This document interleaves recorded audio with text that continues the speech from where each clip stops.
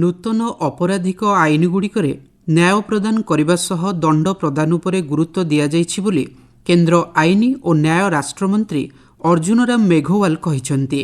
ସେ କହିଛନ୍ତି, ହିତାଧିକାରୀଙ୍କ ସହ ବିଚାର ବିମର୍ଶ ଏବଂ ଆଇନ ବିଶେଷଜ୍ଞଙ୍କ ପରାମର୍ଶକୁ ପାଥେୟ କରି ଏହି ନୂତନ ଆଇନ ପ୍ରଣୟନ କରାଯାଇଛି। ସାମାଜିକ ସ୍ତରରେ ରହିଥିବା ବିଭିନ୍ନ ପ୍ରକାର ପରିସ୍ଥିତି, ଆଧୁନିକ ପ୍ରଯୁକ୍ତିବିଦ୍ୟାର ପ୍ରଚଳନ, କୃତ୍ରିମ ବୁଦ୍ଧିମତ୍ତା ଏବଂ ଯୋଗାଯୋଗର ମାଧ୍ୟମକୁ ମଧ୍ୟ ଆଇନ ପରିସର ମଧ୍ୟକୁ ଆଣିବା ଲାଗି ଚେଷ୍ଟା କରାଯାଇଛି। ସେ କହିଛନ୍ତି, କୌଣସି ଆଇନଗତ ପ୍ରତିବନ୍ଧକ ସୌହାର୍ଦ୍ଦ୍ୟପୂର୍ଣ୍ଣ ଆଲୋଚନା ମାଧ୍ୟମରେ ସମାଧାନ ହେଉଛି ଏକ ଉତ୍କୃଷ୍ଟ ବ୍ୟବସ୍ଥା। ଏକବିଂଶ ଶତାବ୍ଦୀ ଭାରତର ହେବ।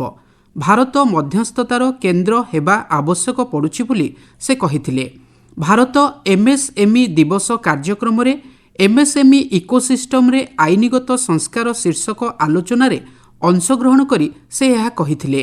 ସୂଚନାଯୋଗ୍ୟ, ଆସନ୍ତା ପହିଲାରୁ 3ଟି ନୂଆ ଅପରାଧିକ ଆଇନ ଭାରତୀୟ ନ୍ୟାୟ ସଂହିତା 2023, ଭାରତୀୟ ନାଗରିକ ସୁରକ୍ଷା ସଂହିତା 2023 ଏବଂ ଭାରତୀୟ ସାକ୍ଷ୍ୟ ଆଇନ 2023 ଆସନ୍ତା ମାସ ପହିଲାରୁ କାର୍ଯ୍ୟକାରୀ ହେବ। ଗତବର୍ଷ ଶୀତକାଳୀନ ଅଧିବେଶନରେ ସଂସଦରେ ଏହି ବିଲ୍ ଗୃହୀତ ହୋଇଥିଲା। ଭାରତୀୟ ନାଗରିକଙ୍କୁ ସଶକ୍ତ କରିବା ଦିଗରେ ନୂଆ ଅପରାଧିକ ଆଇନ ଏକ ଗୁରୁତ୍ୱପୂର୍ଣ୍ଣ ପଦକ୍ଷେପ। ପ୍ରତ୍ୟେକ ନାଗରିକଙ୍କୁ ଅଧିକ ସୁଲଭ, ସହାୟକ ଏବଂ ଦକ୍ଷ ନ୍ୟାୟ ପ୍ରଦାନ ବ୍ୟବସ୍ଥା ସୃଷ୍ଟି କରିବା ଏହି ଆଇନଗୁଡ଼ିକର ଲକ୍ଷ୍ୟ। ଏହା ବ୍ୟତୀତ ଯେତେବେଳେ ଜଣେ ବ୍ୟକ୍ତି ଗିରଫ ହେବେ, ସେତେବେଳେ ତାଙ୍କୁ ତାଙ୍କ ପସନ୍ଦ ବିଷୟରେ ଜଣାଇବାର ଅଧିକାର ରହିବ।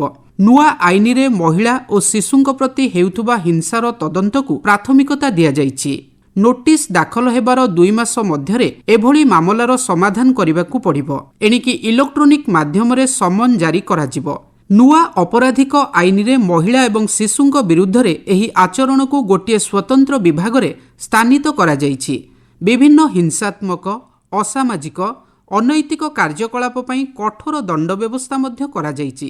ଏପରିକି ଜଣେ ମହିଳା ଅନ୍ୟ ଜଣେ ମହିଳାଙ୍କୁ ଅସଦାଚରଣ କରିବା କିମ୍ବା ଯୌନ ଉଦ୍ଦୀପକ କାର୍ଯ୍ୟରେ ନିୟୋଜିତ କରିବାକୁ ଏହି ଆଇନରେ ଅପରାଧ ଭାବେ ଗଣନା କରାଯାଇଛି। ମହିଳାଙ୍କୁ ଅପରାଧୀ ଭାବେ ଏହି କ୍ଷେତ୍ରରେ ବିବେଚନା କରାଯିବା ନୂଆ ଆଇନର ଏକ ପ୍ରଗତିଶୀଳ ଦିଗକୁ ଉନ୍ମୁକ୍ତ କରୁଛି।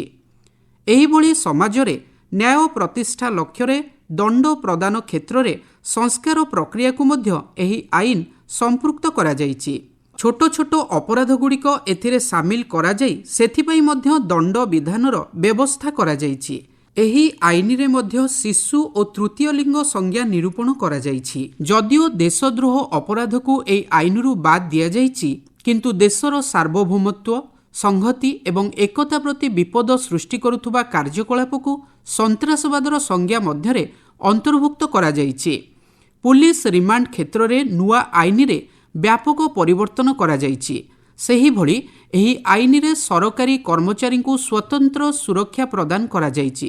କୌଣସି ସରକାରୀ କର୍ମଚାରୀ ଚାକିରିରେ ଥିବା ସମୟରେ ଘରୋଇ ଅଭିଯୋଗ ଆସିଲେ ମଧ୍ୟ ତାହାକୁ ଗ୍ରହଣ କରିବା ପୂର୍ବରୁ ତାଙ୍କ ପକ୍ଷ ରଖିବା ପାଇଁ ଆଇନର ବ୍ୟବସ୍ଥା ରହିଛି।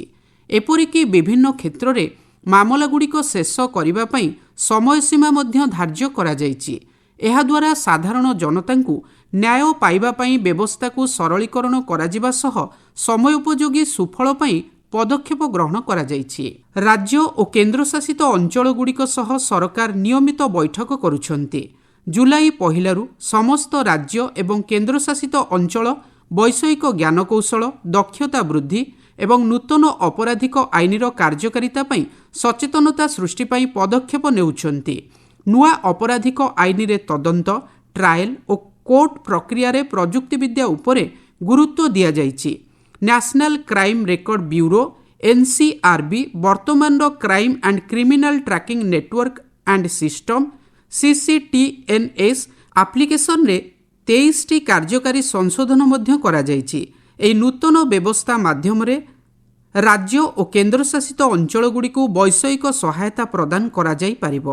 ନ୍ୟାୟିକ ପ୍ରକ୍ରିୟାର ସୁଫଳ ପ୍ରକୃତ ହିତାଧିକାରୀଙ୍କ ପାଖରେ ପହଞ୍ଚାଇବାକୁ ହେଲେ ଆଇନ କ୍ଷେତ୍ର ସହ ଜଡ଼ିତ ସବୁ ବର୍ଗର ଲୋକ ସଚେତନ ହେବା ସହ ଅନ୍ୟକୁ ଏ ଦିଗରେ ସହାୟତା ପ୍ରଦାନ କରିବାର ଆବଶ୍ୟକତା ରହିଛି।